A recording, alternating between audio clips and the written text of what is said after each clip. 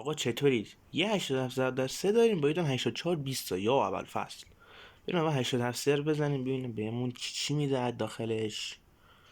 خب یه ایونتیه، برزیل لفینگ الهلال. چه سفید پشتش. نیمار بهم داد. آیکون از قشنگا هم هست تازه جدیدا.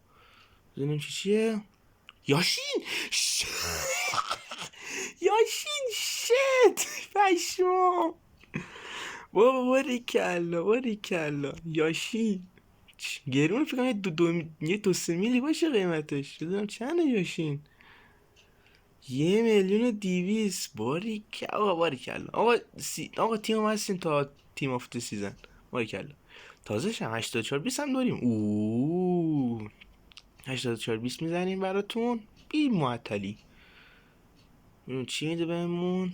دوباره آیکون فکر کنم داخلش. خب این کیه؟ نمیدونم یه گلدیه فکر کنم. خانم لبیله و پشتش کیه؟ برکمپ 92 تو شوت کرد اونور.